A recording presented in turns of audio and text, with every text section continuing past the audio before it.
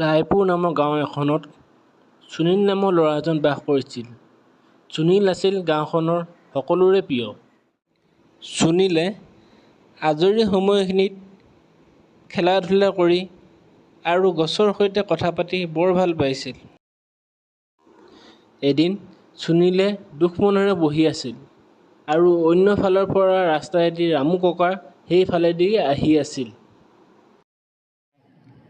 ৰামু ককাই সুনীললৈ চাই ক'লে, সুনীল, তুমি এইফালে আহাচোন।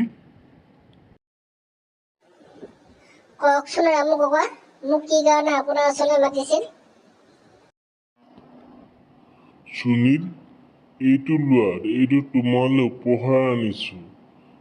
ইয়াত আছে যাদুকৰী বীজ। এই বীজকেইটা তুমি যদি ৰোপণ কৰা, তোমাক ভৱিষ্যতে বিপদৰ সময়ত বহুত সহায় কৰিব। ঠিক আছে সুনীল, মই যাওঁ। মই বজাৰলৈ যাব লাগিব। এই বুলি কৈ ৰামু ককা বজাৰলৈ বুলি খৰধৰকৈ খোজ ল'লে।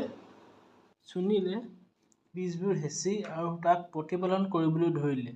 দিনে দিনে গছবোৰ ডাঙৰ হৈ আহিবলৈ ধৰিলে। এদিন সুনীলে দেখিলে যে সেই গছবোৰত লমাহলমে ফল লাগি আছে আৰু সেই ফলবোৰক ওচৰৰ বজাৰত বিক্ৰী কৰিবলৈ সিদ্ধান্ত ল'লে। পিছদিনা সুনীলে ফল-মূলবোৰ লৈ বজাৰলৈ বুলি যাত্ৰা আৰম্ভ কৰিলে। ভাইটি, মোক আপেল 1 কেজি আৰু কমলা 1 কেজি দিয়াচোন। ভাল ভাল চাই। হ'ব দাদা, আপোনাক বহুত ধুনীয়া ধুনীয়া আপেল আৰু কমলা মই দিছোঁ। ভাইটি, কেইটকা হ'ল পইচা? দাদা, আপোনাৰ মোক 500 টকা হ'ল। ঠিক আছে, এইটো লোৱা। এইদৰে সুনীলে প্ৰতিদিনাই পুৱা বজাৰলৈ বুলি ৰাওনা হয় আৰু প্ৰতিদিনে গধূলি আহি ঘৰ সোমায়হি। এদিন সুনীলে দুখ মনেৰে বহি আছিল আৰু সি ভাবিলে যে তাৰ পুৰণি ঘৰটোৰ ঠাইত এটা নতুনকৈ ঘৰ নিৰ্মাণ কৰাৰ সিদ্ধান্ত ল'লে। আৰু পিছদিনাৰ পৰা সুনীলে 2জন মিস্ত্ৰী লৈ আৰু নিজেও লাগি ঘৰৰ কাম আৰম্ভ কৰিলে। এদিন দুদিন কৰি সুনীলৰ ঘৰটো সম্পূৰ্ণ হ'ল আৰু ইয়াকে দেখি সুনীলে আনন্দত নাচিবলৈ ধৰিলে। এদিন সুনীলে তাৰ বাগিচাত কাম লাগি আছিল আৰু অন্য ফালৰ পৰা ৰামু ককা আহি আছিল। ৰামু ককা দেখোন। নমস্কাৰ ৰামু ককা, ভালনে আপোনাৰ? মোৰ খবৰ ভালেই দিয়া সুনীল।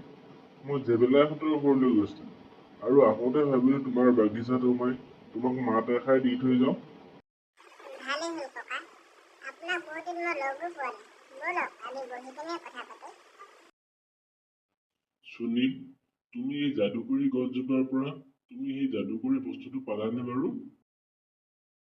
নাই ককা, মই সেই গছ কেইজোপাৰ পৰা ফল-মূলৰ বাদে আজিলৈকে একোৱেই পোৱা নাই। আচলতে কি জানা সুনীল, তুমি যেতিয়া সৰুবোৰ এনেই অপচয় কৰি আছিলা, তেতিয়া মই ভাবিলোঁ তোমাক যদি কিবা এটা বুদ্ধি কৰি কামত খটাব পৰা যায়, তুমি তোমাৰ নিজৰ খৰচ নিজে উলিয়াব পাৰিবা। সেইকাৰণে তোমাক এই গুটিবোৰত কিবা যাদুকৰী বস্তু আছে বুলি তোমাক মিছাতে কৈছিলোঁ আৰু সেইকাৰণে তুমি এই গুটিবোৰ তুমি আটোম-টোকাৰিকৈ আপডাল কৰি তুমি প্ৰতিপালন কৰিছা, যাৰ ফলত তুমি এতিয়া তোমাৰ নিজৰ টকাৰে ঘৰ বনাব পাৰিছা, তুমি নিজৰ টকাৰে মাটি ল'ব পাৰিছা, এইবোৰ কৰিব পাৰিছা। তোমাক মিছা কোৱাৰ বাবে মোক বেয়া নাপাবা। নাই ককা, আপোনাক বেয়া নাপাওঁ। আপোনাক ধন্যবাদহে দিব লাগে যে আপুনি মোক মূল্যৱান সময়বোৰ এনেই ক্ষতি কৰিবলৈ নিদিলে। আচলতে আমি যদি প্ৰত্যেকে আমাৰ নিজৰ কামবোৰ আমি সময়মতে নিয়াৰিকৈ কৰি যাওঁ, আমি তেতিয়া তাৰ পৰা আমি ভৱিষ্যতে বহুত সুফল পোৱাৰ সম্ভাৱনা থাকে। সুনীল, মই যাওঁ দিয়া, মই এফালে যাব লাগিব। পিছত আকৌ মাজে মাজে আহি থাকিম দিয়া। ঠিক আছে ককা, যাওক আপুনি। পিছত আমি নিশ্চয় লগ পাম।